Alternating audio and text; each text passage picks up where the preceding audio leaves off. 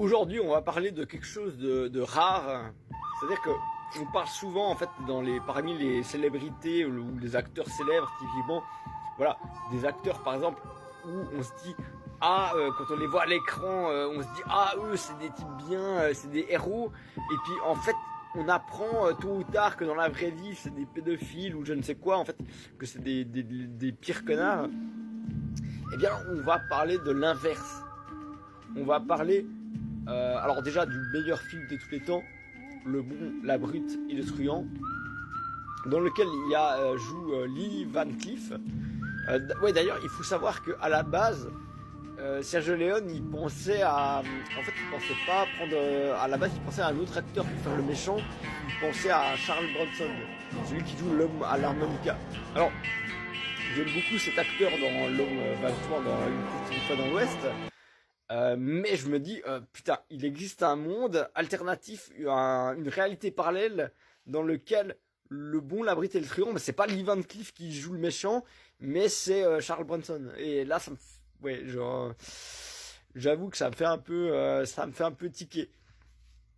Mais toujours est-il que, voilà, Lee Van Cleef parce que encore une fois, Le Bon, la Brute et le Truand, c'est le meilleur film de tous les temps et Lee Van Cleef, il incarne vraiment le meilleur méchant au cinéma qu'on ait jamais vu en fait. C'est-à-dire que le type, genre, toute la mise en scène, l'acting, la musique, tout fait en sorte que tu comprennes que le mec c'est le mal incarné en fait.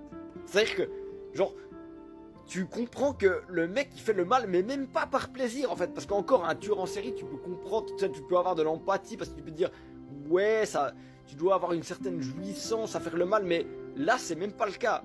Le mec il fait même pas ça par plaisir, c'est juste le mal incarné en fait. Il fait le mal parce que il fait le mal en fait. Pour atteindre ses objectifs, il fait le mal. Voilà, c'est comme ça. Et il est complètement froid, il est complètement psychopathe en fait. Et du coup, c'est le meilleur méchant du cinéma pour moi. Et ce qui est rigolo, c'est que en fait l'acteur Lee Van Cleef, dans la vraie vie c'est tout l'inverse de ça en fait. Genre lui c'est une vraie crème. Genre alors la scène que je vais vous montrer, trigger warning, c'est une scène où il y a un homme qui bat une femme de manière extrêmement violente. Donc voilà, coupez la vidéo maintenant si c'est un sujet qui peut vous heurter vraiment, enfin ou vous rappeler des traumatismes.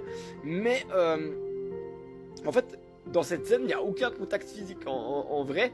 Parce que normalement, Lee Van Cleef était censé donner des claques quand même à l'actrice. Et puis, Lee Van Cleef, lui, en fait, il pouvait pas porter la main sur une femme. En fait, il était là, mais non, mais je suis incapable de ça. En fait, même pour de faux, je suis incapable de lever la main sur une femme. Et du coup, je trouve ça intéressant de voir que Lee Van Cleef, c'est un peu l'exception. C'est-à-dire que quand on voit justement, encore une fois, j'en reviens à ce que je disais au début, il y a des acteurs, quand on les voit à l'écran, on se dit eux ça doit être des mecs bien dans la vraie vie, alors qu'en fait non, on apprend qu'en fait il y a des affaires. Et là c'est l'inverse. À l'écran, quand on voit Lee Van Cleef qui donne des tartes à une femme dans une scène vraiment violente, on se dit ouais putain le mec c'est un connard. Et puis en fait l'acteur c'est tout l'inverse de ça en fait. Et du coup ouais voilà, j'aime bien. C'est peut-être le seul acteur qui fasse exception à la règle. Donc comme quoi c'est possible en fait de ne pas être un connard et d'être méga badass.